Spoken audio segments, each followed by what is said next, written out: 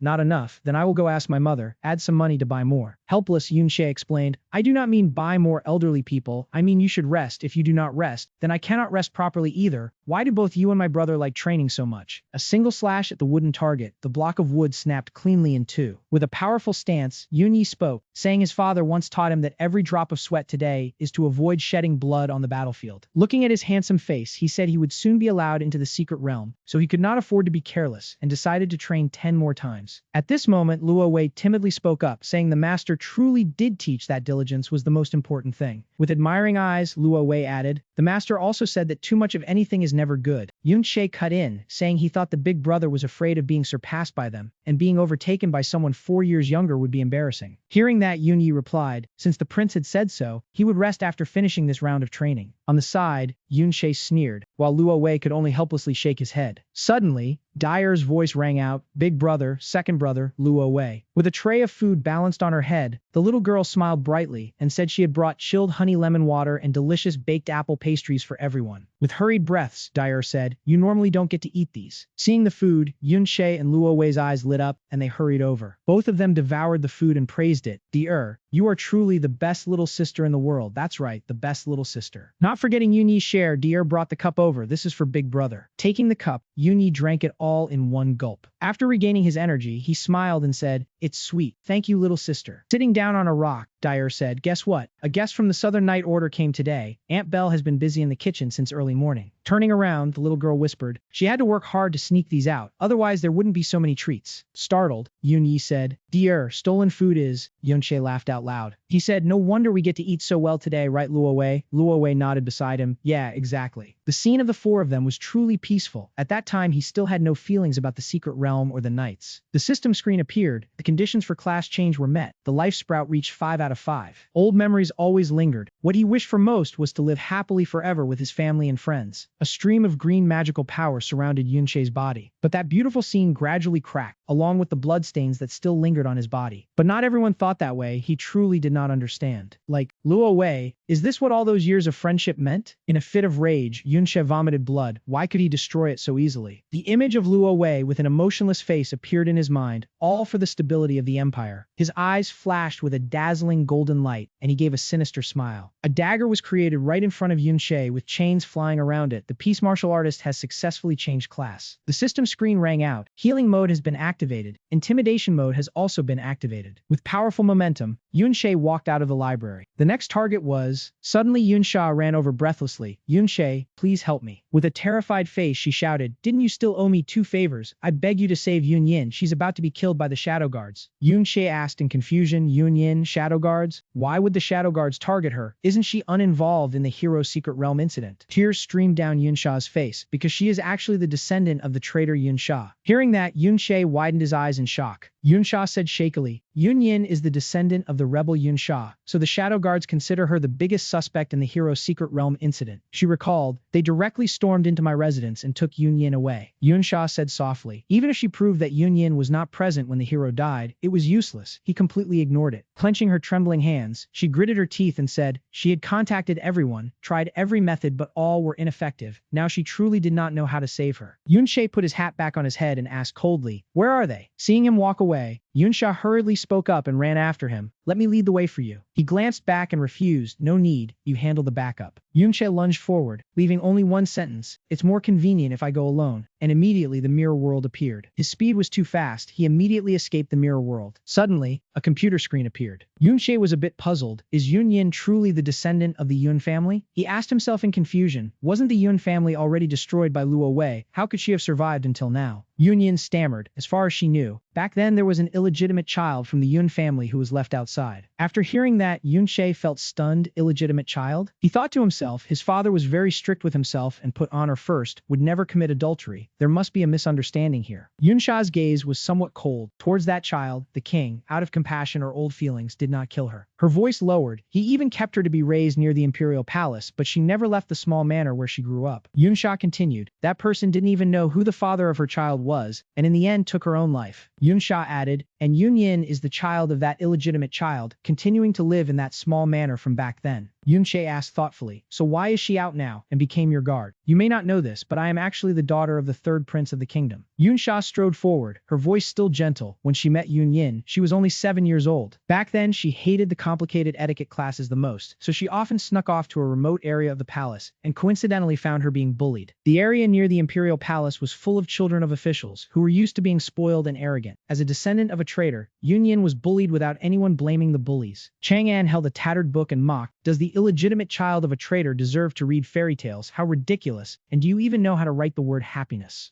Many even saw bullying Yunyin as a way to curry favor with his majesty, and they came up with all sorts of tricks to humiliate her. Mo Yan snatched the book from her hands and shouted, this is exactly the kind of book for noble ladies. How dare you touch it? How disgusting. Let go right now and tear it up and burn it. Yunyin was grabbed by the hair, had her clothes torn, and was bullied countless times like that. Mo Yan sneered maliciously, holding the book up to mock her. You treat it like a treasure, don't you? I heard your mother went crazy. Looks like you're about to become the same. Those insults were so vicious and bitter that she could no longer hold herself back. Without another word, she went mad, lunging forward to bite hard on that classmate's arm. Mo Yan yanked her hand away in pain, staggering backward. But Yunyin couldn't manage to escape from that crowd. Yunsha stood quietly watching. She had seen many people get beaten and cursed until they cried, but she had never seen anyone defend a tattered book with such desperation. Watching those people charge in with fierce expressions, mouths snarling, how dare you bite someone? Let's see if I beat you to death. She couldn't help but wonder. Yunsha stepped forward, pointing and shouting loudly, stop it. What are you people doing here? Mo Yan turned around in shock, meeting the princess's gaze, hurriedly tattling. This bitch stole a book and even dared to bite someone. Your Highness, look, she's gone crazy. Yunsha picked up the book and asked, every book in the library bears the royal crest. Does this one have it? She thought to herself it was probably picked up from the trash, then she turned to look at the other two. Yunyin could only hug the book tightly to her chest, not saying a word. Yunsha held out a brand new book, her tone commanding, I'm giving you this one, and throw that rotten thing away. Yunyin stared at the brand new book before her, stunned. Then she stubbornly clutched the old book tighter, shaking her head vigorously. After that, Yunyin crouched down, carefully picking up each piece of paper that had been torn apart. Then she stood up, her hand gripping the bundle of strings binding the book. That sight left Yunsha stunned, her eyes wide in disbelief. So, to this girl, that old tattered book was more important than the brand new treasure. Yunsha looked toward that hidden corner of the hallway, the only place that caught the sunlight. She vaguely sensed that perhaps that was the last spark of hope and warmth that Yunyin had. Yunsha's voice softened. Even if the book is damaged and torn, it's still better than something someone else discarded, something that could disappear at any moment. She recounted. From then on, she often went to that corner, sometimes able to help Yunyin a little. Then she petitioned the king to let Yunyin serve as her bodyguard, which kept the girl safe from most of the open bullying. She sighed in frustration, but the covert bullying was still plenty, and it only got better after she hid her identity and came to this academy. Yunsha's voice turned cold, and now now she's gotten caught up in this mess. Helplessness was evident in every word. The Shadow Guard is the protection unit directly under His Majesty. They act with cruelty and no restraint whatsoever. They'd rather catch the wrong person than let one slip, not to mention many innocent families have been slaughtered to the last soul. Yunsha lowered her head, her voice urgent. So you absolutely must save her. I'll do anything to repay you. Yunshe nodded in reply. Just say if you need any help. Then without even a proper farewell he rushed off, merging into another world. Yunshe froze. When he returned to the real world, a bloody scene lay before his eyes. Yunyin wore an icy expression, her body drenched in the deep crimson of blood. The assassin stepped forward with his sword, smirking slightly, still just as stubborn. He flashed a sinister smile, his gaze full of killing intent. But tonight I'll keep watch over you. The night is long, and I have countless ways to make you beg. The assassin snarled. No one can save you now. But the moment those words left his mouth, a figure shot forward and slammed a fist straight into his face. At that critical moment, Yunshe appeared, using his knee to send the assassin flying with tremendous force. Yunyin witnessed the scene, unable to help but be stunned. He turned around, asking softly, "Are you all right?" The assassin forced himself to his feet, looking at Yunshe with a sneer. "Finally managed to lure you out here." He taunted, "You're the one who killed Ding-kun," when clearly he was just a lucky mascot put on display. The assassin muttered, "Besides the title of hero, you wield no power or strength. That makes me suspect you're a former member of the Yun family." He continued to provoke. After all, only the Yun family is his enemy, using this bastard bloodline as bait, and sure enough he took the bait and came running. At that moment, Yunshe was holding Yunyin in one arm, while his other hand subtly moved to form a healing circle. The assassin held a bomb in his hand and continued, "Lucky that His Majesty kept these two things, otherwise with your stealth skills it would have been a real pain. Even mobilizing the whole city wouldn't catch you." A surge of aura spread across the space. He roared, "Sealing formation, since you're here, there's no escape." The assassin curled his lips into a vicious grin. "This sealing formation is an S-rank fortification, and I'm probably the only one who can break it." He stumbled forward toward Yunshe, taunting as he walked, "Why not take off that hood and surrender?" Shadow 33, the knight who switched to a wanderer class. "Hiding won't do you any good now. Just give in obediently and I promise I won't make it hard for you." He flung his chain scythes forward, his voice harsh. "Besides, I want to have some fun with that bastard bloodline first." However, just as the chains shot forward, they were blocked by an invisible barrier. The words "Peace Zone" materialized in the space. Yunshe's gaze sharpened. He swung his hand to knock away the blades scattering around. Yunshe's cold voice rang out, "So you tormented her just for your own amusement." The assassin tossed something aside and laughed loudly. "Of course, as long as it involves the Shadow Guard, it's enough to lure you here." Countless triangular shards emanated a sharp aura, hovering in midair. They linked together like a chain shooting straight toward the two of them, creating a chaotic dance of blade wind. At that moment, Ziling also appeared beside Yunshe. His eyes blazed with killing intent, staring straight ahead. His voice rang out decisively, "Luo Wei, personally lead the Shadow Guard to begin the operation. Not a single one spared, destroy them all, wipe them out without leaving a trace." Yunshe's voice was cold to the bone. "You have made a grave mistake." Violent gusts of wind surged through the space. Yunshe's hand condensed with fist energy, ready to unleash a decisive strike. Yunshe drew his sharp blade, thinking to himself, "You Shadow Guards killed my family, and now you want to torment an innocent child. You will pay for this." Yunshe's eyes blazed with killing intent. "This time you definitely will not escape." The assassin shifted his stance, a sly smile curling at the corner of his mouth. What kind of weapon could possibly transform like this? Countless holes appeared. Chain-link techniques spun in his hands like 1,000 blades. He laughed loudly, but his opponent had already used high-level recovery skills along with a domain aura, clearly having switched to a support-oriented class. He laughed maliciously. This type of class should not have any attack skills at all. The assassin unleashed a powerful strike. That shifting weapon transformed once again into the form of a long whip. The chain of hidden weapons suddenly extended endlessly, viciously lashing straight toward Yunshe. At that moment, countless transparent cards suddenly appeared in midair. A crystalline light flashed, a powerful domain of suppression spreading outward. The assassin withdrew his hand, nodding in acknowledgement of the decent skill. "It is understandable that a useless cripple could kill Ding-kun." He turned and redirected the chain while taunting, "But compared to me you are still far inferior, you cannot even get close to me." But at that instant, Yunshe suddenly appeared right behind the assassin. He widened his eyes in shock. What is happening? Before his words even finished, two sharp chains pierced straight into his back, leaving him no chance to resist. A mouthful of blood spat out. "So you appeared from within the mirror. This is your hiding skill, is it? No wonder you were so hard to catch." He turned and flung the chains away. "But this small wound has already revealed your main tactic. It just might indeed be a support-type move." However, he continued to take hits, a wicked blade suddenly lunging toward him. Around the assassin, countless sharp blades appeared all at once. He roared in anger, "You actually have attack skills. What class are you exactly?" The assassin reached out, intending to grab those blades, while resolving inwardly to no longer take the enemy lightly this time. He leaped into the air like large particles in motion. Massive chains crisscrossed like a spiderweb, covering everything along with a loud shout, "This time you cannot cannot use your mirror to escape anymore. The one you healed will never withstand this next attack. He continued to taunt, you and that bastard child can go down to hell together. But Yunshe remained calm. He slowly raised his hand, and a golden bell began to ring with resounding chimes. The assassin's bloodshot eyes suddenly widened as he saw the figure of a little girl that left him utterly astonished.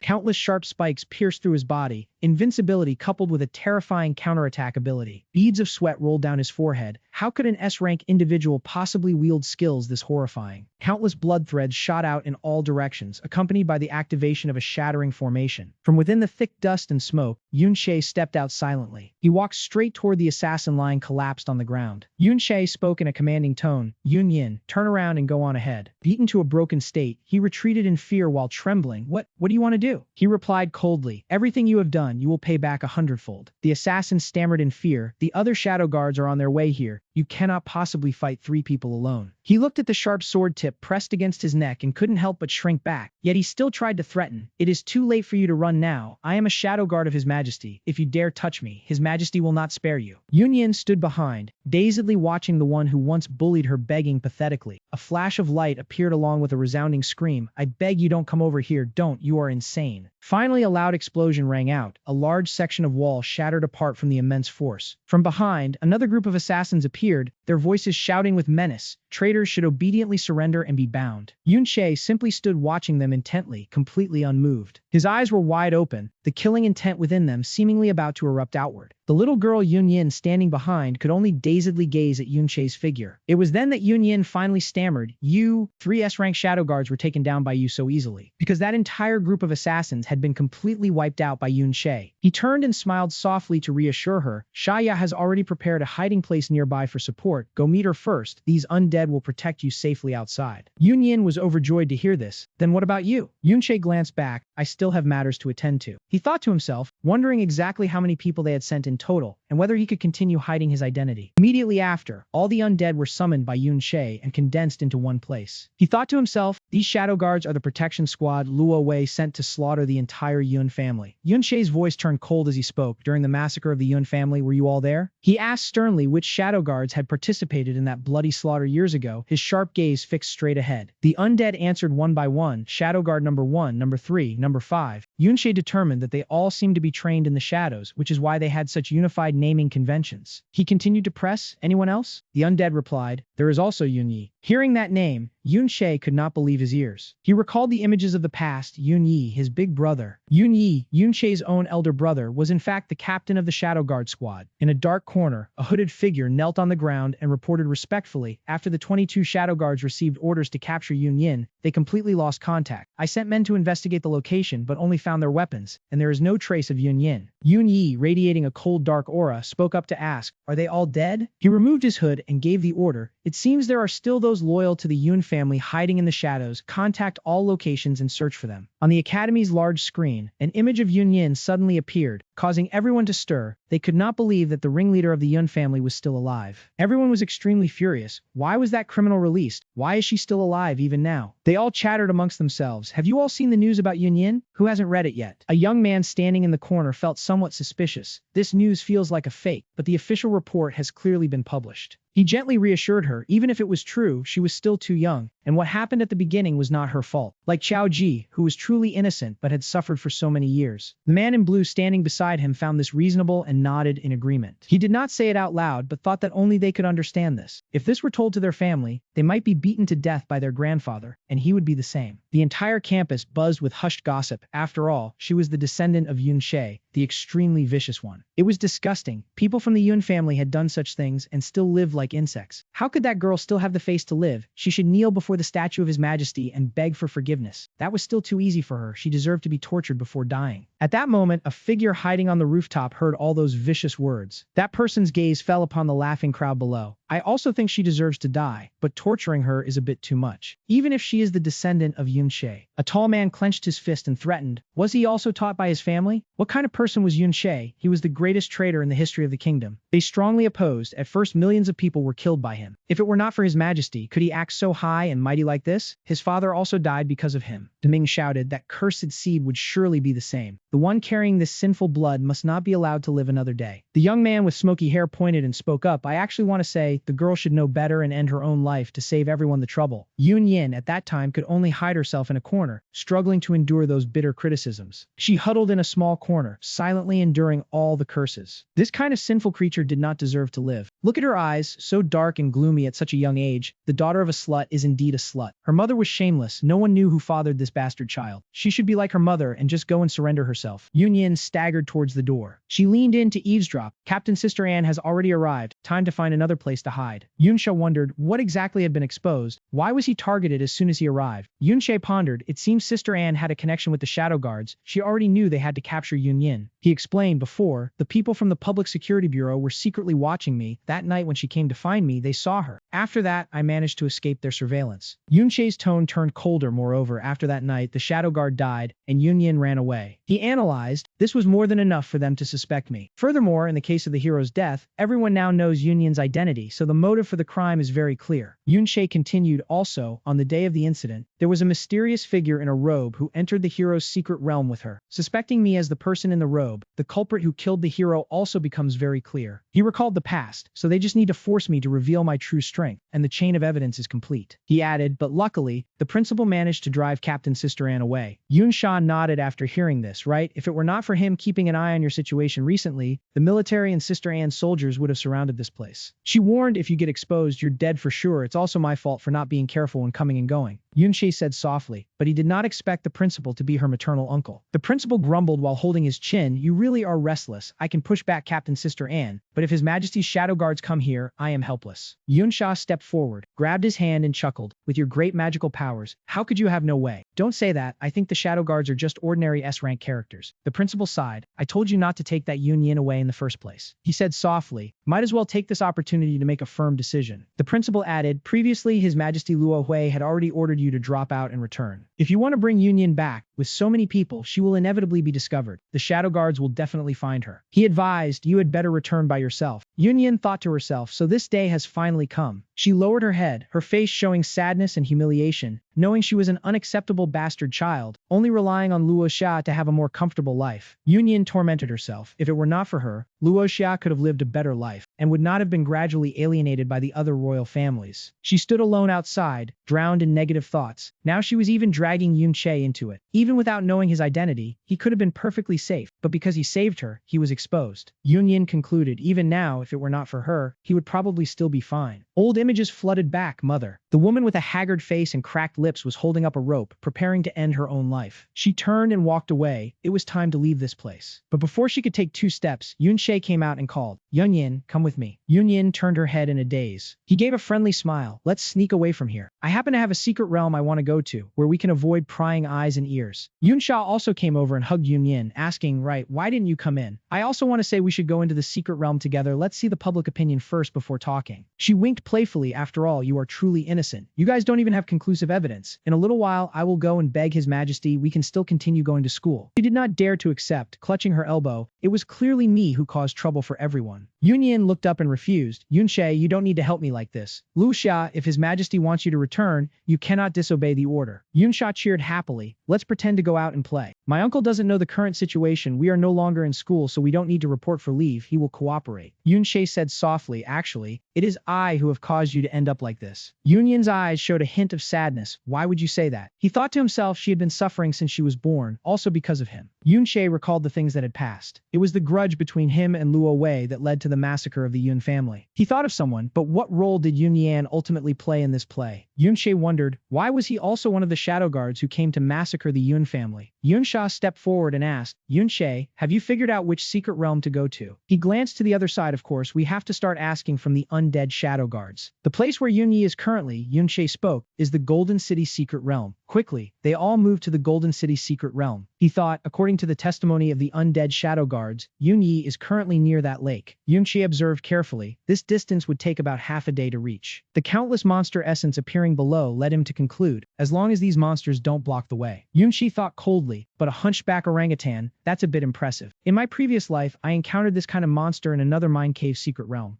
He swung his sword, unleashing a powerful attack. The monsters dropped iron essence, a precious material used to repair the flowing cloud sword. A brilliant light flashed across the space, beginning the transformation. Yunshe manipulated the chains to tightly entangle the group of hunchbacked gorillas charging forward. Then he quickly transformed his blade's frame. Yunsha also unleashed a powerful secret technique. A powerful slash was unleashed by him, completely eliminating the group of gorillas. Finally, the blade transformed back to its original state. Yunsha looked at the flowing cloud sword with surprise in her eyes. She exclaimed that the sword had surprisingly high attack power despite looking severely damaged. He smirked in response. The attack power wasn't that high really. Thanks to your help, I was able to begin repairing it. The principal sat down on the chair, scratching his head, saying that to thank him for saving many students and teachers in the hero's secret realm earlier, he had intended to reward him with some skill books. He opened his palm, but because of the relentless killing by Sunny, he had to exchange it for this instead. The life nursery couldn't be given to others. Yunshe reached out to take the life orb, thinking that the principal always used the life nursery to water the world tree sapling, and over time he had collected some sap. This was the best adhesive he could access at the moment, barely enough to start the repair process. A notification appeared. The buff effect would copy a version of the active buff on the user and apply it to the flowing cloud sword. He reached toward that dazzling light, picking up Iron Essence X2 along with the dropped items. The flowing cloud sword quickly absorbed everything within. Yunshi thought to himself, indeed, the items dropped from the secret realm monsters could also be used to repair the flowing cloud sword. He further noted, Iron Essence was not like that kind of tree, it only dropped after killing monsters. Yunshi rushed forward. As long as the monsters weren't completely eliminated, the flowing cloud sword could continue to be repaired. He headed straight for that light, confident that before meeting Yun Yi he could repair it to an astonishing degree. After that, Yunshi continuously unleashed powerful attacks to eliminate the group of gorillas. Each chain was controlled by him with flexibility and precision. Yunshi, with a sharp gaze, swung the chains high, creating a powerful attack. He stood on top of a gorilla and called out loudly, Yun Yin. She immediately rushed over with the blade in her hand, and then everyone successfully leveled up. Yun Yin turned around and asked, helping us like this, aren't you afraid of slowing down your own leveling speed? Yunshi answered frankly, I always have my undead helping me kill monsters, so it doesn't affect me. Switching to the mirror world, he contemplated reducing the noise. There were still quite a few undead farming monsters in this mirror world. The monster killing efficiency was only higher. The flowing cloud sword emitted a sparkling, crystal-like light that was captivating. Yunsha landed and spoke. Earlier you were determined to come to this secret realm, and your moving route looked very resolute too. She pointed ahead and asked, what exactly is at that pillar of light? Yunshe looked in the direction Yunsha pointed. He answered softly, there are ruins inside the old Van family estate. Yunsha paused and asked, the ruins of the Van family estate? Is that the Van family? He explained, 40 years ago, the Van family ruins were swallowed by the expanding Golden City secret realm and have been preserved here ever since. Yunshe turned to this side. Yun Yin, your grandfather might be there now. Switching to the Van family ruins, small living room, Yun Yi asked, still no news of Yun Yin? It's been a long time since her identity was revealed. The last assassin kneeling on the ground replied, yes. He added, the public opinion is boiling right now. She will definitely find it very hard to move. She could be discovered at any moment, revealing her location to us. The assassin continued, moreover, as per your request earlier, I have secretly placed a tracker on Yun Yin. As long as this tracking scepter enters the radius of 1,000 meters around her, her location will be detected immediately. Yun Yi sneered upon hearing this. Listening to the assassin continue, the scepter has been sent out already. No matter how lucky Yun Yin is, she won't be able to hide for much longer. Then he didn't say anything more and stood up. Yun Yi turned and left. The time for reminiscing should come to an end. He held the staff in his hand, determining that it was time to clean up that last remnant. The screen then suddenly displayed a scene. Yun Yi was drawn to something displayed on the screen. On this side, Yunshe was unleashing powerful attacks to eliminate the group of gorillas. He powerfully unleashed a slash filled with inner energy. At that moment, Yunshe noticed Yun Yin behind him. A few hours earlier, Yunshe had revealed that Yun Yi was currently the Shadow Guard commander of Lanhui, and was the one who had massacred the Van family back then. His tone lowered a little. I currently don't know what kind of person he really is. I don't know what his attitude towards you will be either. I just want to tell you in advance, the Van family is innocent, and you are even more innocent. If you don't want to go, you can stay here. I will leave my undead to protect you. Yun Yin stood silently, listening to every word Yunshe said. Then her expression became distant. You suddenly told me all these things. For a moment, I can't sort out my thoughts. Tears rolled down her dejected face. Grandfather, the Van family massacre, innocence. Each matter is enough for me to digest for a very long time. Yun Yin stammered. But regardless of whether the Van family is innocent or not, whether that person is good or bad, the fact is I grew up without anyone's care. He is a shadow guard. If he chose to stand by and watch me, then the current situation wouldn't change either. A determination appeared on her face, however. I will still go. Yunshi thought to himself, perhaps he should let her stay here for now. He glanced to the side, waiting until after he confronted Yun Yi before deciding whether to let them meet. However, the scene before his eyes made Yunshe feel puzzled. His eyes widened, unable to believe what he was seeing. Yun-Che watched the people training hard in the field, memories flooding back. His brows furrowed as he realized this was the remnant of the training grounds. Images of the undead suddenly flashed through Yun-Che's mind. A sense of confusion rose within him. Could it be that, like Xiao Ben, they were still trapped in the secret realm? In the mirror world, where had his family's souls drifted to? Yet this ruin contained no souls at all. Yun-Che left the mirror world, but his heart was full of doubt. Could it be they weren't here? He carefully observed the desolate scene around him. His gaze turned thoughtful, pondering what he had seen. Yun-Che seemed to see an image of the past in this place. Yun-Yi, his elder brother, was fiercely sparring with a member of the camp. Cheers and applause rang out. What a great match. These two were clearly superior. They were sure to be the champions. Suddenly, Yun-Yi's opponent tripped on a stone. Losing his balance, he staggered and fell to the ground. That man thought in despair, "It's over. I've definitely lost this time." Unexpectedly, Yun-Yi didn't deliver the finishing blow, but instead took the initiative to sheath his sword. He smiled, saying, "There shouldn't be loose stones on the dueling ground. Let's have a rematch." The whole field cheered. Truly a member of the Yun family. Such admirable chivalry. Yun-Yi is so handsome. He lowered his sword, displaying the righteous spirit of a gentleman. The surrounding crowd couldn't stop praising him, even giving his opponent a handicap. Yun-Yi still won. The others might as well not compete. However, there were still envious detractors muttering, "On the battlefield, such nobility only wastes opportunities." Yun-Yi calmly replied, "If that's the case, I would just seize the opportunity again as I did this time." His words made everyone admire him even more. Truly worthy of being Yun-Yi. The young man walked away calmly under countless admiring gazes. But not long after, he would taste a bitter defeat at the hands of his own younger brother. Yun-Che, at that time, was already strong enough to contend with all of Yun-Yi's power. The event shocked everyone. How could Yun-Yi possibly lose to Yun-Che? Yun-Che was a full 4 years younger, truly an unexpected genius. The scene shifted to the Golden City's secret realm. Amidst the ruins, a figure slowly walked out. He cast his gaze around once. Luo Wei appeared, speaking up, "Big brother is truly a good man. If he were my brother, seeing me this talented, he would probably want to kill me immediately." Yun-Yi forced a smile and replied, "Yun-Che is my own blood brother. It is natural for me to be happy for his talent." Luo Wei chuckled and walked away, saying, "Right, that's exactly why I admire you." That statement made Yun-Yi fall into thought. Wasn't it true that both he and his master had always doted on Yun-Che like that? Luo Wei showed Yun-Yi a scene of Yun-Che with his master. Only when he was with him did the master seem relaxed. He turned and asked with a smile, "He's not planning to pass on his position to Yun-Che, is he?" Hearing this, Yun-Yi's expression changed. That is certainly impossible. The scene shifted to a fierce battle. Mountain breakers descended to ravage Blue Origin Village. Yun-Yi was struggling to fight back to protect the villagers. Donning his armor, wielding his sword, he fought selflessly against each enemy. Thanks to his superior skill, Yun-Yi gradually gained the upper hand. But alone, he could not hold out forever. Though he was already weary, Yun-Yi remained resolute. "This won't do, we're lacking in numbers." Luo Wei proposed a strategy. "We can't block all the mountain breakers. We must focus on taking down their leader. It's risky, but if we keep this up, the casualties will be even greater. Please decide quickly, Captain Yun-Yi." At this moment, Yun-Yi could no longer maintain his usual composure. He hesitated, unable to make a choice. Could it be that the only way is... Right at that moment, a familiar figure swiftly flashed past. Yun-Che charged alone straight into the battlefield, defeating the enemy before him. With a determined, murderous look in his eyes, he rushed through the enemy ranks. Using only basic sword strokes, he felled countless enemies. Breaking through the line of guards, Yun-Che rushed straight for the leader. His speed was too fast, giving him no time to react. With a single sword stroke, the leader's head left his body. Yun-Che held up his trophy high on a large rock, shouting, "The leader is dead. Those who surrender will be spared." Yun-Yi stood watching the entire event unfold before his eyes, stunned. He could not believe what had just happened in the blink of an eye. Turning back to his memories, his master always praised Yun-Che for doing well, saying he knew he could do it, that he was even stronger than his big brother. Yun-Yi stood dazed, wondering if he had almost made the decision to sacrifice the villagers. Luo Wei comforted him, saying that sacrificing a small part for the greater good was inevitable. Not everyone had Yun-Che's courage, the risk was too great, and even Yun-Che did not always succeed. Luo Wei concluded with one statement, that focusing forces to eliminate the leader was the most correct choice. Scene change. Yun-Yi held his sword, preparing to execute a villager who was screaming that he had no other choice. His wife was gravely ill at home. He had only borrowed it temporarily, and he would pay it back later when he had money. That man played on his emotions, making Yun-Yi's resolve waver, reminding him that it was he who had taught him to ride a horse back then, and begging him to let him off this once. Luo Wei presented a sharp argument that if they did not make an example of him, everyone would rush to imitate him, and the clan would be destroyed. He constantly plotted and schemed for Yun-Yi. For want of a nail, the shoe was lost. For want of a shoe, the horse was lost. For want of a horse, the battle was lost. For want of a battle, the kingdom was lost. His gaze was sharp and sinister. Yun-Che was too naive. If your big brother did not keep the bigger picture in check, the clan would be finished in the future. Yun-Yi did not hesitate, delivering a single slash straight at that person. And so, even more people were brought before Yun-Yi for execution. Yi killed without a shred of humanity left. The demon within him gradually became more apparent. Under Luo Wei's manipulation, Yi had completely lost his humanity. He had become Luo Wei's servant. For the sake of the kingdom, for the sake of his own future, Yi could only sacrifice Yun. It was all Yunshe's fault.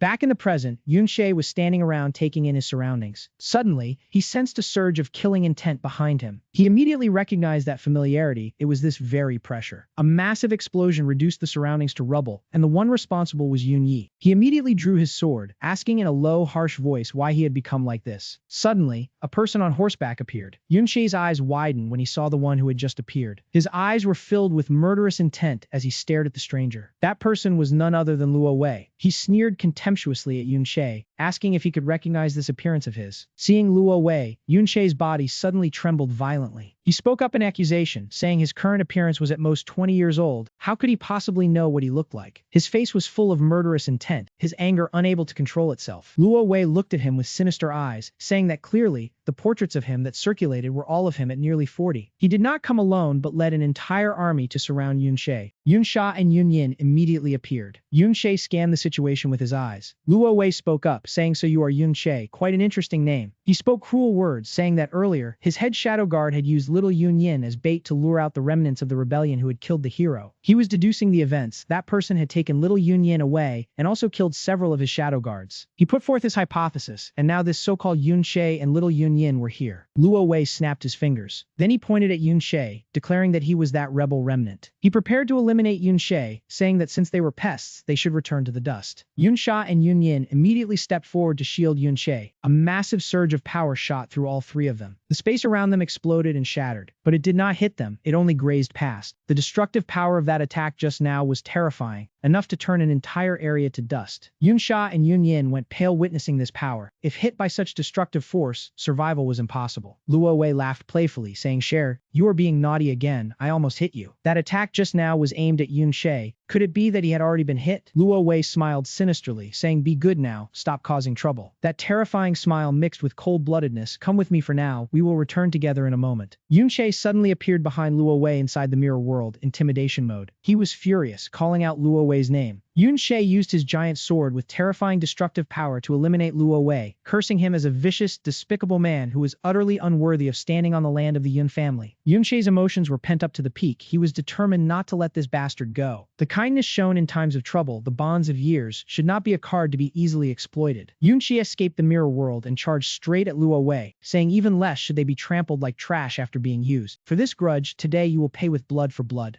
Yunshe used all his strength to slash directly at Luo Wei's right shoulder, but he was completely unharmed. Yunsha and Yunyin witnessed the scene and couldn't help but be astonished. Luo Wei unleashed an extremely powerful attack that sent Yunshe flying. He was struck down to 1 health point, SSS rank. Luo Wei's power was utterly terrifying, blasting him dozens of meters away. Then he used his power to condense a giant hand, attempting to grab Yunshe. But at that very moment, he had vanished into the mirror world. Luo Wei laughed with delight, so this one had disappeared again. Yunshe's power piqued Luo Wei's curiosity. He never expected there to be a concealment skill that he couldn't even detect. Yunshe quickly slipped into the mirror world due to his severe injuries. The torn wounds caused continuous bleeding, lasting 60 minutes and were untreatable. Yunshe's body grew weaker, coupled with the mental magic shock state. His consciousness began to falter. He fainted at that moment, with only 4 minutes and 47 seconds left of his time in the mirror. Yunsha asked Luo Wei anxiously, "Your Majesty, what about him?" He replied nonchalantly, "No need to worry. That traitor has been wounded by my automatic counterattack skill. He's surely on his deathbed now." Yunsha remained terrified upon hearing this. He probably won't survive. Even so, Luo Wei remained extremely cautious, just in case. He ordered his subordinates to stand guard. "Second brother, please lead a few squads of soldiers to the landing point." This time, Luo Wei was determined not to let Yunshe survive. Even an ant must be completely wiped out. What appeared before Yunshe now was a very familiar scene. His parents were arguing. His mother spoke, "You can't always spoil Yunshe like this. The sun is about to rise. He should be up practicing by now." Ruoyan wasn't to be outdone and yelled back, "Haven't you ever woken up late? When we first got married, you stayed in bed every day." Finally, unable to bear it, he conceded, "Fine, let him sleep a bit longer. Why bring up that matter in front of the kids?" Right then, Dyer brought out a plate of food with an utterly innocent expression. "Big brother, eat up." This scene made Yunshe unable to hold back. He called out, "Father, mother." Then he tried to reach out and touch the little girl, asking, "Dyer." But Dyer immediately vanished as if she had never been there. This left Yunshe momentarily stunned, a wave of loss and pain surging through him. At that moment, Dyer's carefree, teasing demeanor reappeared. You're always skipping practice and causing trouble. Finally, father couldn't take it anymore and found you a super fierce swordsmanship teacher. At this, the girl's playful taunt became vivid. You're doomed now. Not stopping there, Yunyi also appeared behind. I heard Sir Sha Yuan is a swordmaster. Even father is no match. Then, he winked mischievously. Sometimes, I get to learn that too. This made Yunshe instinctively look on, but could only mutter, big brother. Everything appeared so clearly, yet Yunshe couldn't touch it, big brother. Immediately after, he saw another scene. Your performance on the training ground today wasn't bad. You have some of my bearing from years past. At this, she smiled and suggested, Yunyi, teach your little brother too. Don't let him get lazy. Yunyi quickly replied with confidence, Mother, rest assured, Yunshe is just a bit restless. His foundation is still solid. Right then, Dear, sitting nearby, couldn't help but chime in. Not at all. I saw Yunshe practicing today. His backlash slash was so cool, much better than some of Big Brother's stiffest moves. Those very words made Yunshe feel a warmth just like the first time. At that moment, Dear also appeared right beside him. The girl quickly boasted excitedly, Yunshe, I've awakened the bard profession. From now on, if you get hurt, come to me for healing. Just from her words, one could tell how proud Deer was. Today I healed everyone. They all said my skills are amazing. Hearing this, Yunshe gently praised, that's right, you're the best. But right after, Dyer spoke up loudly with the most important news. Yunshe, I have great news for you. Then she pulled Shaya over and announced, I found you a wife. Even though she was still showing great shyness, I haven't agreed yet. Deer introduced her, holding the daughter of Master Sha Yuan hostage. He might go easier on you, right? However, Yunshe just replied apathetically, probably just hit harder. Not stopping there, Deer hugged Shaya tightly and added, she's a priest. Just like me, she has healing skills, so from now on, if you get hurt, don't come to me, go to her. She'll heal you all the time. I'm so done with it. Saying this, Dyer's tone became more suggestive. Then you can have more contact with her. But at this moment, Yunshe called out in a very serious tone, Deer. This made Deer puzzled. What's wrong? Why that face? Finally, he couldn't hold it in and confessed, I miss everyone so much. The scene shifted to Qing Yun's office. The fireplace was still burning brightly. At this moment, he assessed, Yunyi, you are too harsh with the people of the territory. The punishments are too severe. Then Qing Yun made a decision. It seems it's too early for you to handle these matters. Take on other tasks for the time being. This left Yunyi bewildered. But if I don't do it, who will? Is it Yunshe? He's not suited for this. But Qing Yun replied coldly, that is not your concern. Saying this, his face darkened. His voice grew deeper. Furthermore, Qing Yun's next words immediately stunned Yunyi. Stop working for His Highness Luo Wei. That is not something you should get involved in. A second later, he couldn't help but clench his teeth tightly. Perhaps the dancing flames in the fireplace weren't as fierce as his mood right now. Other lords were actively preparing for war. Yunyi even shouted, Father, your mercy is becoming a weakness. Hesitation and indecision will ruin the family's future. This made Qing Yun extremely displeased. Insolent, is your knightly spirit meant to defy the family head? Do you wish to go against the family's creed? Seeing the situation about to spiral out of control, Ruo Yan stepped in to mediate. Why are you arguing again, alright? Stop fighting, Yunyi. You shouldn't speak to your father that way. However, Yunyi had been consumed by rage and shouted, those who don't understand, shut up. On this side, Deer also had to shrink back when they argued. The little girl tightly gripped his hand tremblingly. Yunshe, I'm a little scared. Seeing this, Yunshe was momentarily stunned, not yet able to process it. But he quickly reassured the little girl, Deer, don't be afraid. Big Brother will protect you. But before he could finish the sentence, Dyer shattered again like smoke. Big Brother will... Even the fire in the fireplace was dying out, leaving only a faint glimmer of light. The space no longer had laughter, and there was no more sound, only the cold bodies of those Yunshe loved. At this point, Yunshe could no longer maintain his calm expression. In the end, he could only kneel down and regret, I'm sorry, Big Brother couldn't protect you, it's Big Brother's fault. At that moment, a warm hand gently touched Yunshe. No, nowhere. It instantly snapped him awake because of the familiar voice. Behind Yunshe was a soul radiating a blinding light. He instinctively turned to see who was approaching him. Then he immediately widened his eyes in disbelief. Though her appearance was somewhat different, Yunshe could still recognize her.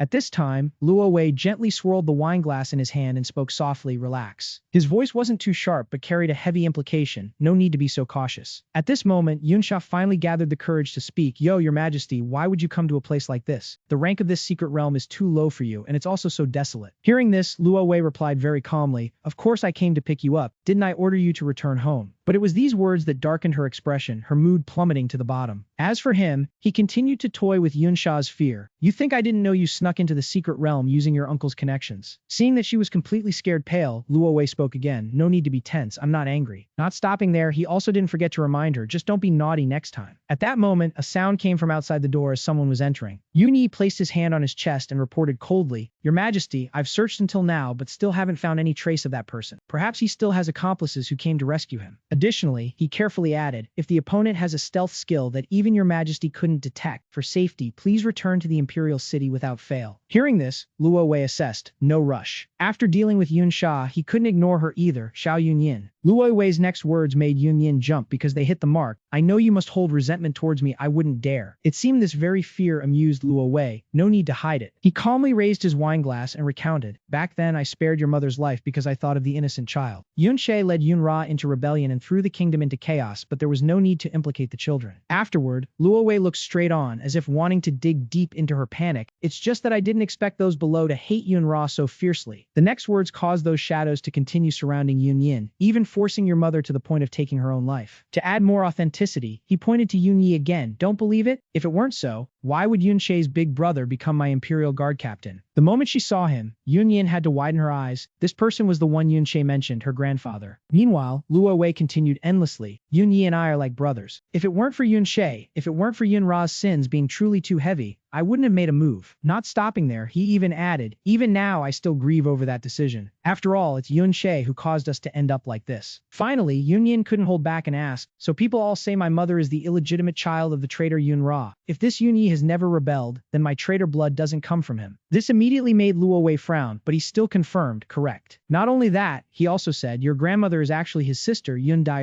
You should call him your uncle. Then Luo Wei unceremoniously demanded, from now on, you follow him. At this point, Yun Sha immediately objected, your majesty, she's my guard, you can't. But before she could finish, he cut her off. Wasn't it I who told you to take her as your guard back then? Hearing this, Yun Yin widened her eyes in disbelief. While Yun Sha was still trying to explain that it was, Luo Wei cut her off. I told you to take care of her, you did very well, I've prepared a reward for you. This made her hurriedly look at Yun Yin, no, I. But the very next second, he used magic power to lift Yun Sha up. Alright, don't disturb their family reunion anymore. Let's go back. As he led her away, he said coldly, your brothers and sisters are all missing you. This left Yun Yin dumbfounded, completely unable to react. At the same time, Yun She was also frozen, staring at the scene before him. He kept staring ahead and murmured, Dai. So Yun She grabbed the little girl's shoulders and called out, Dear. Then came a series of rapid-fire questions from Yun She. Why are you here? No, this is the Yun clan. It's normal for you to be here. It's just that you've become a spirit. Do you still remember me? Through Deer's eyes, Yun She's figure was still vividly visible. Afterward, the little girl instinctively looked at her own hands to check. She even tried using magic power to lift a stuffed doll. This made his gaze lower sadly even more. Now he understood. It turned out that even now, she instinctively wouldn't attack, only knowing how to heal. Yun She quickly hugged Dai tightly as if afraid she would disappear. Even though she was now just a spirit, he whispered an apology softly. Painful tears rolled down his cheeks. He choked up, blaming himself for being useless, unable to protect her, that he himself had caused her death. It seemed even a mindless spirit like Deer could feel his sorrow at this moment. The girl not only returned the hug but also gently patted his back as if to comfort him, helping him calm down. Then Deer spoke, softly calling Yun She's name as if she had something to say. Right then, the system displayed a notification about a spirit contract, asking if he wanted to sign it to take the girl out of the mirror world, along with a note about the level. Yun She was taken aback. Could it be that Dai still remembered him? This boosted his confidence. Indeed, after the mirror world reached level 3, there were noticeable changes. He silently calculated, if level 3 had restored part of the spirit's memory, then surely there were other levels to fully restore her. He unconsciously clenched his fists, full of determination. Yun She's eyes lit up. He told himself he must find a way to restore Deer. Back at the ruins of the training ground in the Golden City Secret Realm, Yun Yi was giving orders to hunt down Yun She, claiming he must still be hiding inside. Yun Yin tried to persuade her grandfather that perhaps Yun She was dead, since they had not found him earlier, and the emperor had already left, so there was no need to pursue him further. Her words made Yun Yi even colder, his sharp gaze as if considering punishment. Without hesitation, Yun Yi immediately released countless chains hurtling toward Yun Yin. She had no time to react. She could only call out to him in despair and vain. Before she could finish her words, the chains tightened around her and pulled her up. A soldier ran over asking how to deal with her. Yun Yi's gaze was as sharp as a blade, as if weighing something. Meanwhile, Yun Yin still tried to keep her tear-filled eyes wide open, unwilling to close them. Suddenly, the sky shifted, leaving everyone bewildered and unsure of what was happening. Very quickly, they realized the secret realm was beginning to dissolve, not knowing who had killed the master of this place. From atop the cliff, a figure standing with their back turned appeared right at the edge. It was Yun She. Earlier, Yun-Shae had asked Di-er about the eldest brother's involvement in the massacre of the Yun family, and she recounted it, making him return with a heavy expression. Di-er also added that the act was merely a disguise to create an opportunity to be alone with his father. She recounted in detail how he used that chance to strike from behind his father's back in a ruthless manner. Mentioning this, Di-er could not hold back her tears, choking as she told him that his father, mother, and all the Yun family relatives had died by his hand. Hearing this, Yun-Shae could not hide his hatred either, gritting his teeth knowing that this man had personally slaughtered his family. Di-er kicked the door open and barged in, sword in hand, shouting loudly to wake the trainees for practice, scolding them for being lazy. The trainees woke with a start, annoyed, replying that it was still the middle of the night, but Di-er scolded them for being unreasonable to dare compare themselves to her. The little girl stood with her hands on her hips, questioning loudly, "How dare you scold me? My big brother is back. Don't you believe I'll have him beat you all?" She even threatened, "From now on, whoever bullies Sha-Ya, I'll have my big brother beat him until he can get out of bed." Sha-Ya timidly spoke up, "Di-er, it's fine, it's just a small matter." A voice retorted, "Who knew she was that weak?" Others clearly said she was the daughter of the great swordmaster. The next person mocked, "She doesn't even know a bit of swordsmanship. She doesn't even dare to hold a sword. She's truly the shame of the warriors of the Yun family." Di-er was so angry she was choked for words. The little girl gritted her teeth and let out a huff. Di-er ran off, hurriedly calling out, "Father, I'm borrowing Big Brother for a moment." The little girl said in a low voice, "I have to teach that Azin bunch a lesson." But inside the room, a horrifying scene appeared. Fresh blood was splattered all over the floor. Di-er's father struggled to lift his head. "Go by the grass, tell them, run and hide quickly." Before he finished speaking, a sword still stained with blood was driven straight into his head, ending his final breath. Blood splashed onto the little girl's face. Di-er stood frozen, unable to believe her eyes. The swordsman was weakly resisting the assassin. He urged with all his might, "Young miss, run quickly." In Di-er's eyes at that moment, there was only a deep red color and two swords crossing each other. Sha-Ya fearfully tugged at the little girl's hand and whispered, "Di-er." The two little girls supported each other as they ran through the corridor, the thick smell of fresh blood emanating from the rooms. The little girl softly called Nina, then called Aunt Bei-er, and the guard uncle as she ran past the bodies lying strewn about. Di-er's eyes became lifeless. The little girl called softly, "Azin, father." Di-er was bewildered and wondered, "Big brother, why?" Suddenly a voice called out, "Di-er, where are you?" Di-er was moved and overjoyed, turning toward the direction the voice had just come from. Suddenly a hand clamped tightly over the little girl's mouth. She could only call out in a small voice, "Mother, I..." Di-er's mother was frantic. "Yun-Yi, someone is attacking the Yun family. Go find your little sister quickly. Go protect her." A sword tip thrust straight into her chest. Fresh blood splattered out. Di-er was stunned, tears streaming down her face in the utmost pain. The little girl collapsed, caught and pulled by Sha-Ya into a hidden corner. She said softly, "We have to find my father. He is the swordmaster. Only he can lead us out." Sha-Ya added fearfully, "When Yun-Shae was little, to escape training he drilled a hole in the wall behind the bushes nearby. We can go that way." The two hurriedly left, but unfortunately on the corner of the wall in the compound, there were also assassins keeping watch. Sha-Ya was disheartened. Even this place has people. They know the situation of the Yun family too well. She trembled and wondered, why in the world is this happening? Sha-Ya turned back to look at Di-er, her eyes filled with deep sympathy. She gently took the sword from the girl's hand, hesitating as she said, "Di-er, if we keep going like this, we will die." She said she would make noise to attract the enemy, and while that happened, Di-er should crawl through the hole in the wall. Di-er was frightened, not daring to act immediately. The girl could only utter, but Sha-Ya understood her hesitation, so she held Di-er's face, emphasizing that only if she found her father quickly could they come back to save her. After saying that, she immediately acted according to the plan. Di-er listened to Sha-Ya. The girl slowly crawled through the hole in the wall. While crawling through, she could not help but turn her head back, trying to find Sha-Ya's figure. Inside, Sha-Ya was still bravely resisting, shouting loudly that she was not afraid of them. But her strength was no match for the assassins. Sha-Ya fell in agony under their blades. Meanwhile, Di-er finally managed to escape outside. Her eyes widened, and tears of shock rolled down her cheeks. Because before her eyes was an entire squad of assassins waiting in ambush, and Yun-Yi was the first to see her. He coldly raised the spear in his hand, while calling out Di-er's name. The sharp spear point pierced through Di-er's small body. He whispered softly, "Do not blame me." At that very moment, the secret realm completely vanished, and the clear blue sky reappeared. The bewildered captain wondered why the Golden City secret realm had dissipated. The guards outside were mobilizing troops to enter, not knowing what was happening. Yun-Shae stood at a high vantage point, coldly observing everything below. Nguyen Rang angrily roared out Yun-Yi's name. Yun-Shae gritted his teeth in hatred. "You deserve to die." Down below, Yun-Yi coldly believed that Yun-Shae was the one who made the secret realm vanish. He told himself this was a diversion, making him think Yun-Shae had taken the chance to flee, then loudly announced that he would execute Yun-Yin within 2 hours. Yun-Yi commanded in a loud voice, "From this moment on, everyone must be on high alert, guarding against an attack from the rebel." At this time,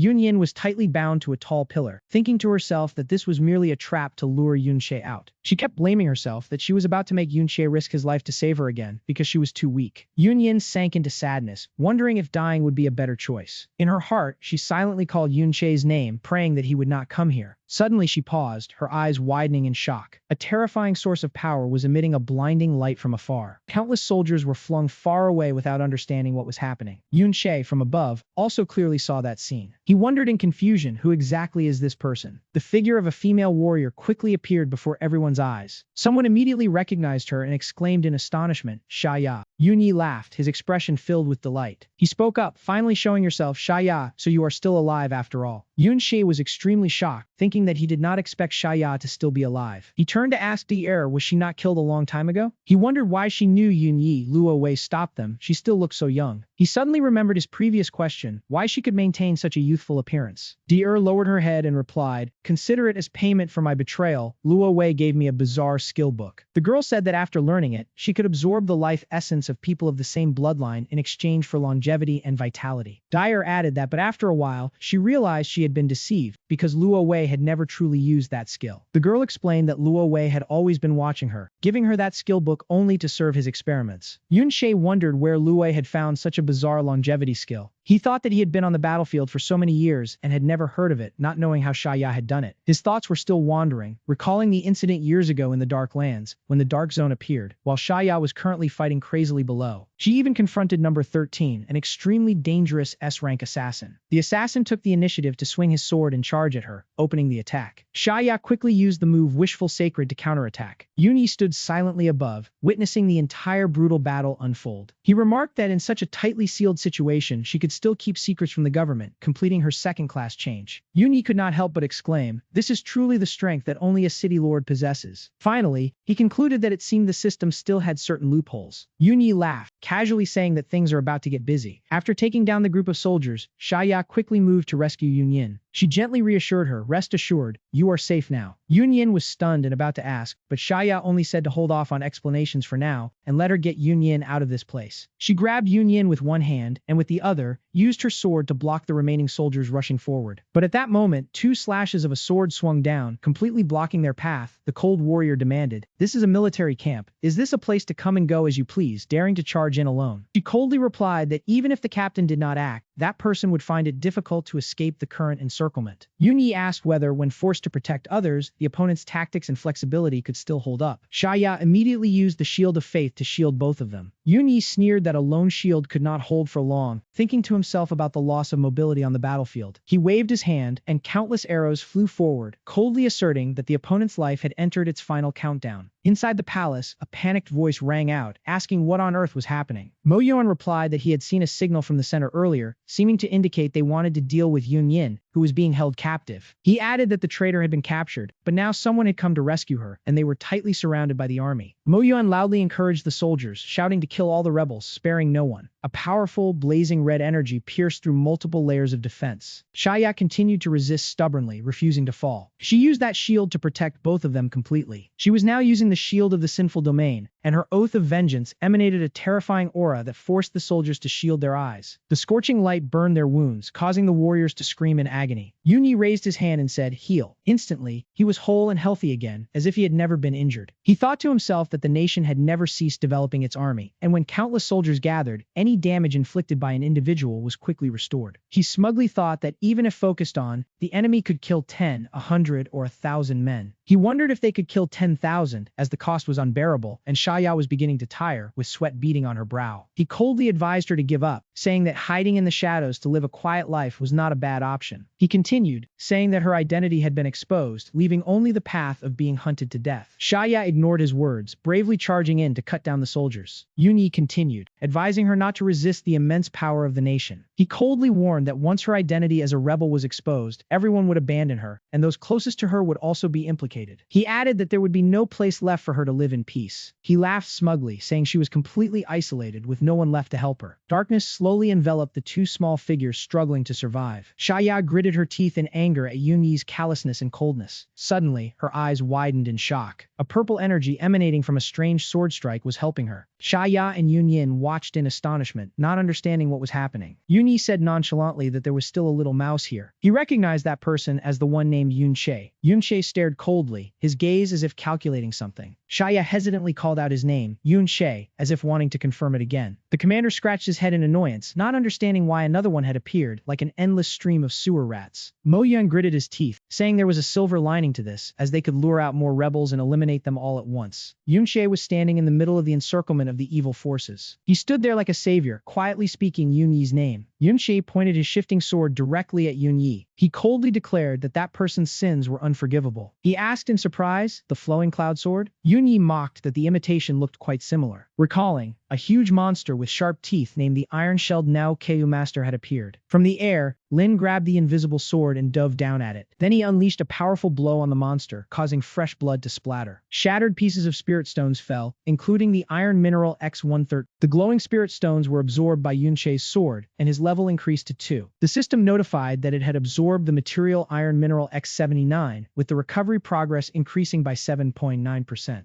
Counter started running, the flowing cloud sword continued to absorb the materials, and the recovery progress reached 29.31%. Yunshi noticed that the effectiveness of the iron mineral was decreasing, estimating that 30% was the limit, and that he needed to find higher-grade materials. His calm face was reflected on the sword's surface, but, with incredible speed, his slashes cut straight into the enemy's ranks, his current level enough to inflict massive damage. The soldiers charged at him all at once, but none of them could even touch Yunche. From a distance, a soldier reported to the Imperial Guard captain that his attack power was abnormally high, and he could kill soldiers without even using skills. Yunyi calmly ordered the guards outside the secret realm to come in and support, arguing that no matter how fast the killing was, there was a limit, and stamina was not infinite. The soldier hesitated slightly, about to voice an objection. Meanwhile, the chaotic battle outside continued to rage fiercely. The summoned undead continuously attacked the battalion of soldiers, causing many to die in battle, and some of the spirits had even reached S rank. The energy emanating from the undead continuously dealt heavy damage. At first, they were only weak ones. The swords in their hands gradually emitted denser demonic aura. As if given a boost of power, they fought with increasing ferocity. All were gradually replaced by undead identical to our soldiers, both in strength and skill. Yunyi raised an eyebrow. He had said it before, protect the infantry in advance. On the other side, with extreme speed, Yunche continuously struck at the soldiers. Witnessing that scene, a glint flashed in Yunyi's eyes. Suddenly, he recalled some mysterious light. The image of Luo Wei appeared in his mind, so the medium for that skill was mirrors. Countless thoughts ran through Yunyi's head. Now it seemed anything that could reflect would do. Dozens of soldiers were waiting to attack Yunche. Neutralizing this skill in this environment was too troublesome. With a stance floating in midair, chains swirling around him, he continuously launched blades forward. In an instant, the entire group of soldiers was completely taken down. Yunyi slowly stepped forward. This fighting stance was very familiar to him. Suddenly, a golden light appeared behind him. This was. The system sound rang out, the Oath of Enmity. After being marked, all attacks aimed at the target have increased damage. Drawn by the strange light, Yunyi turned his head. Seeing him, a flash of light appeared in front of the soldiers ahead. A large figure gradually materialized. It was Xia. Xia with an immense amount of power. A loud explosion rang out, dirt and rocks flew everywhere, the body of the judgment. The blow struck the ground hard, forming a cross shape. Observing the situation, a soldier spoke up. The situation was becoming increasingly unstable. They said indignantly, let alone the countless black-blooded monsters that appeared earlier, how could there be an expert of this caliber? Could our kingdom be about to lose? Seizing this moment, Xia grabbed Yunyin's hand and said, I don't have many magic points left, we should charge out now. But just moments later, Yunyi's figure caught up to her. Don't think you can escape. A long spear pierced through Xia's body, causing her to spit out blood. Seeing that, Yunche involuntarily shouted, Xia. Immediately, he lunged quickly towards Yunyi. Unflinching, Yunyi raised his hand to summon spears to block his attack. At this moment, his eyes were filled with only hatred. Looking at Yunche, Yunyi said, You hate me, but the missions I personally handle are always done cleanly. At your age, you shouldn't have recognized me. Just as he was about to launch his next attack, Yunche vanished before his eyes. Suddenly, he appeared right behind Yunyi. He glanced and said, I didn't expect you to use the Cloud Thunder sword so proficiently. Next, he quickly swung his blade at Yunyi. You even know the defensive blind spots I had in the past. The two clashed continuously. Even his combat aura was very similar to his. With his body losing control, Yunche shouted, Yun Yi. Observing the battle, Shaya snuck away to another place. Holding her stomach with one hand, she asked probing, Yun Yin, do you know him? Who exactly is he? Yunche's eyes were filled with pain. He roared, why? Leaping into the air, he shouted, why are you working for old Yi? Continuously unleashing moves. Why did you attack Yun Ra? The hatred surged violently in Yunche's heart. That even startled Yun Yi a little. In his utmost rage, he roared, how could you lay a hand on Dyer? Yun Yi digested those questions for a moment. Then he flashed a sinister smile. Next, he attacked, blades embedding straight into Yunche's body. Retracting his hand, he confirmed, it really is you. Looking at Yunche's image before him, he said, my little brother, Yunche. His body full of wounds, Yunche stared in shock. Hearing that, even Yun Yin was stunned. With cold eyes, Yun Yi looked down and said, you are still alive, then everything makes sense. Yun Yin was stunned and stammered, Yunche. With a pale face, she asked, is he really Yunche? As she spoke, her face darkened, unable to believe the most treacherous person was her own uncle. Even Yahello couldn't believe it. How could that be? Robes fluttering in the wind, Yun Yi said darkly under his breath, you've come back to life again, have you? Immediately he lunged straight at him. Then let me send you to die one more time. No matter how Yun Yi dodged or moved, he always managed to keep up with every one of his strikes. At that moment, Yunche tightened his grip on the sword hilt. He then immediately unleashed a lethal strike toward his opponent. Yun Yi admitted that his offensive power was truly not to be underestimated. Sharp blades of earth shot up from the ground, aimed straight at Yunche. But within just a few seconds, he had escaped from that encirclement. Yunche suddenly appeared behind him and called out Yun Yi's name. Right after, he coldly said that he should go to hell. As soon as the words left his mouth, he swung his sword down with force. Trap Fan Engi quickly teleported behind him, saying not to think he was the only one with this skill. The two of them continuously launched strikes aimed at each other. The immense pressure forced Yunche to be pushed back a long distance across the ground. Trap Fan Engi quickly charged forward, mocking him for thinking he was some kind of hero. A powerful blow struck down, and he contemptuously said he was just a brat lucky enough to have some talent. The sharp blades were almost touching his body as he added that even without him, someone else would take his place. But with superior strength, Yunche swung his sword and cut through all of them. Yun Yi conjured a massive magical hand and asked him if he knew how prosperous the kingdom had become in the decades since that person passed away. The hand slammed down onto the ground where Yunche stood, as he spoke of purging the traitors and the whole nation being united. Seeing this, he quickly jumped up to evade, while he kept talking about the soaring food production and the end of wars in the land. Yun Yi suddenly appeared right behind Yunche, mentioning the machines His Majesty had ordered to be developed. A strange arm looped around his neck, as he claimed that it was these very machines that helped the kingdom operate at lightning speed and grow ever stronger. Upon receiving the command, other arms rose from the ground, latching tightly onto Yunche's body. Standing behind him and using his magic power, Yun Yi growled, asking if he could see the prosperity of the city now. At this moment, the dark figures surrounding Yunche wore baffling, innocent smiles on their faces. His body was gradually lifted off the ground, as he asserted that this was what the true hero, His Majesty Luo Wei, had brought. A volley of sharp arrows shot out all at once, piercing straight through Yunche's body. A dense black mass of magic power created by Yun Yi quickly enveloped Yunche within. Suddenly, golden lightning bolts flashed from within that cocoon. A colossal power erupted, completely shattering the black magic power that surrounded him. Having just escaped the encirclement, Yunche slowly spoke with a deeply stern expression. He said, can the tragic truths be buried or dismissed as a necessary price, allowing you to slaughter your own kin as if it were only natural? The dust around the two of them gradually dissipated, revealing the tense atmosphere. Standing opposite him, Yun Yi calmly replied, of course, compared to an entire kingdom, which side is heavier, and which is lighter is all too clear. As their magic power clashed, he asked him back if he truly believed his stubborn father was the mastermind behind the rebellion. Yunche gritted his teeth in anger and roared, asking him if he truly believed everyone in the Yun family deserved to die. With a cold expression, Yun Yi curled his lips and retorted that wasn't it all because of that man's own obstinacy. As if losing his reason, he continued, claiming that someone who disrespected His Majesty like his father was the true seed of ruin. He used his blade to block Yunche's sword path and asserted that everything he did was for the peace of the kingdom. Hearing this, he spoke up, no matter how beautifully you phrase your words, you cannot hide one fact. Though his clothes were tattered, he still asserted, if it weren't for me, no one could have stopped the SSS rank Secret Realm disaster. He pointed the sharp tip of his blade straight at Yun Yi, saying that since the kingdom was already lost, what was there left to talk about development? Refusing to back down, Yun Yi immediately retorted that without him, he could still have done it. Envy flickered in Yun Yi's eyes as he belittled him, saying he had only seized the opportunity first and thus gained favored access to resources.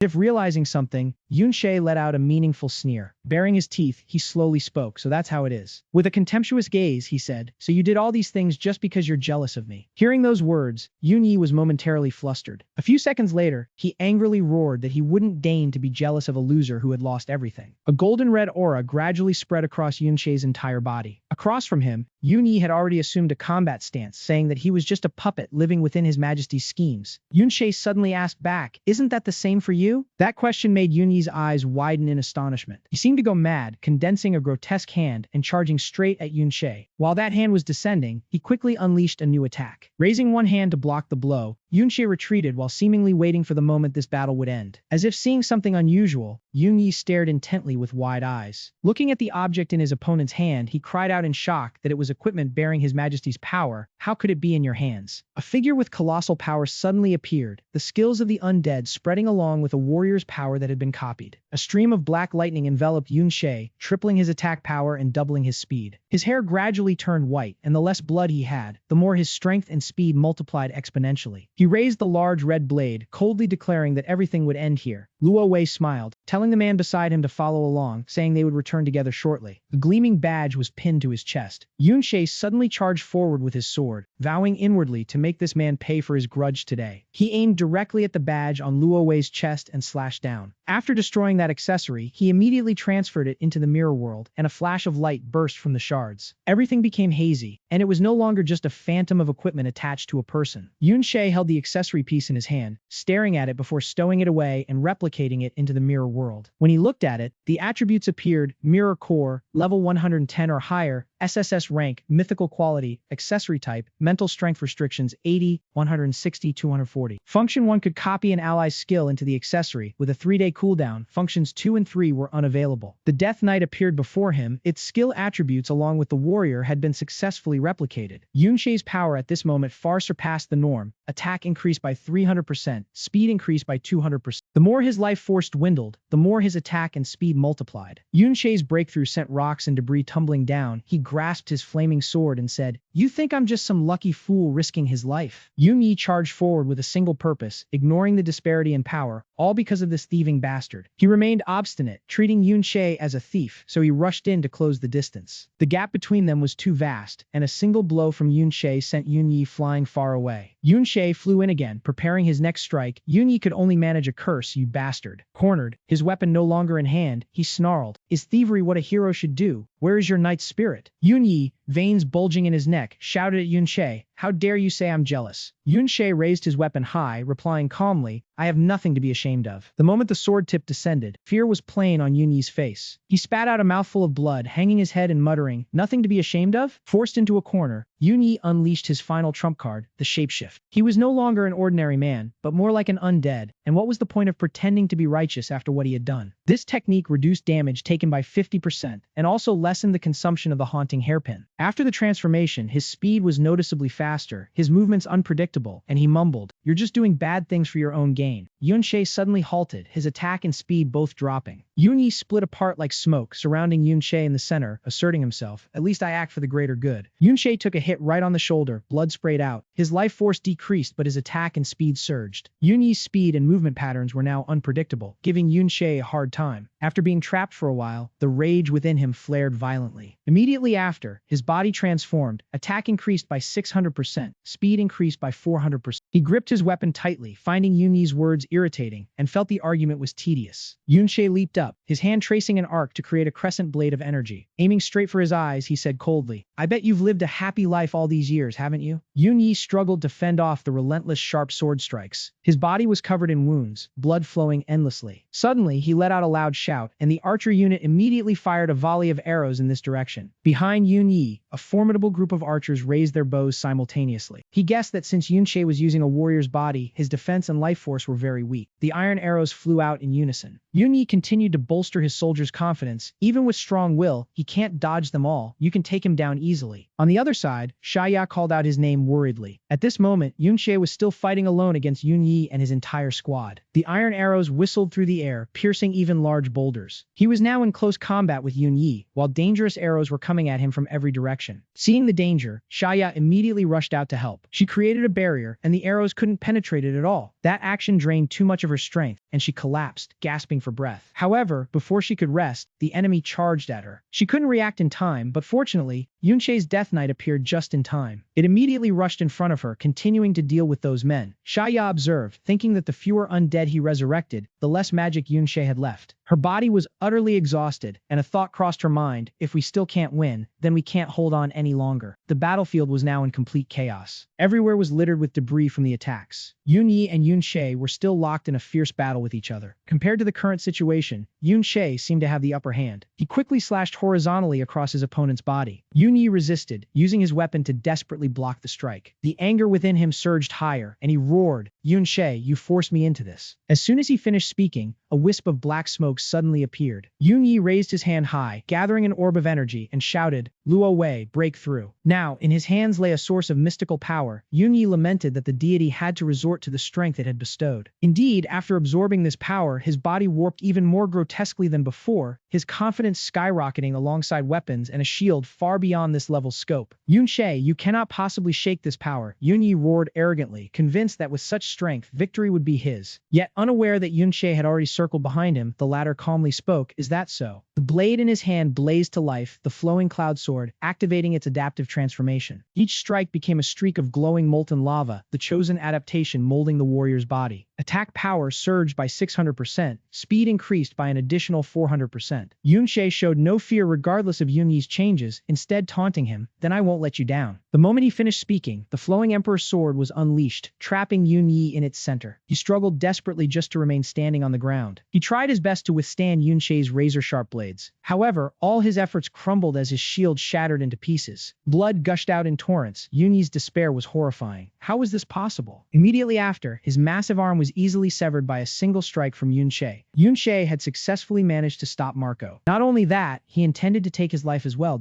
A flash of light flickered before Marco's eyes. Shadow steps appeared and vanished. Yunyi was at a loss, unable to comprehend how Yunshe had moved. Surrounded by his own soldiers, he commanded, "You there, block him for me now. Healers, provide wide area healing to allies immediately, and those soldiers with reflective armor, stay away from me." It took them a moment to realize the reason for Yunshe's sudden appearances and disappearances. He could teleport and pass through using mirrors. But when Yunyi turned his head to look, Yunshe was already poised to strike straight down onto his head, his movements so sudden that they could never predict his next step. Seeing the dire situation, Yunyi grew frantic, shouting, "Shadow guards and armored soldiers, stop him immediately." Yunshe had, after all, fought a long battle, his body inevitably bearing wounds. Yunyi noticed and said, "He has no life points left now. He can't withstand any of your attacks." His words served as a motivator, driving the soldiers forward in hopes of claiming the glory. However, Yunshe was not yet exhausted. He could easily continue fighting. The soldiers were taken down by him one by one. There were at least nearly 100 people here, and he could hold them all off by himself. They carried a variety of weapons, bows, maces, spears, all aimed at him. Yunshe stepped back into the mirror world, his clothes soaked with blood. Only now did he show signs of pain, breathing heavily in ragged gasps. Even with his hand still clenching his weapon, worry crept into his heart. His mana points were running low. He could no longer sustain the resurrection of the dead spirits. But Yunyi would surely stall for time to heal and recover his status. These thoughts raced through his mind. Anger gradually became evident on his face. Furthermore, why did I even create you? It was for my own health and longevity. Yet you dare to refuse me. Yunshe landed a strike with every sentence he spoke, muttering to himself. Ding Kun had once recovered from injuries by absorbing the life essence of his kin. Yunyin could be in danger. At that thought, he instantly appeared before Shaya and Yunyin, and as he suspected, Yunyi was already there. He looked at him with eyes as sharp as bullets. "You came after all." Shaya was now utterly exhausted. He had to protect them no matter what. Yunyi used shadow steps, immediately flying towards Yunshe. Shaya sensed the danger. She struggled to her feet. The nether spirits were almost gone. Worried for Yunshe, she spoke up proactively, "I can hold on, don't worry about us." Yunshe surveyed his surroundings for a moment. Yunyi was standing right in front of him. "For the kingdom, for His Majesty Lao Yi. A scourge like you must die," he said with determination, vowing to take his life. As he spoke, he slammed his hands onto the ground, and black miasma immediately erupted. He awakened Nightmare of Hell, summoning them to completely eradicate everything. The ground sank beneath him. Yunshe struggled to keep his footing. Immediately after, he lunged upward, charging directly at him. Yunshe tore through Yunyi's Nightmare of Hell, shouting in fury, "Yunyi." He stood in the center, using his sword to fend off the surrounding threats. "You are so loyal to Luo Wei. Does he even care about you?" This statement struck directly at his dark heart. Like a blind fool, he certainly wouldn't care. "Don't you dare try to cloud my mind." Knowing Yunshe was trying to close the distance, Yunyi was certain he wouldn't make it, scoffing, "You're not fast enough." But the moment he finished speaking, blood sprayed from his mouth. That was Yunshe's technique. The corrupted blade would worsen the damage and abnormal states already inflicted on the enemy unit. Blood splattered across Yunyi's face, his eyes wide with terror. Yunshe was now standing very close to him, the sword in his hand pointed directly at Yunyi.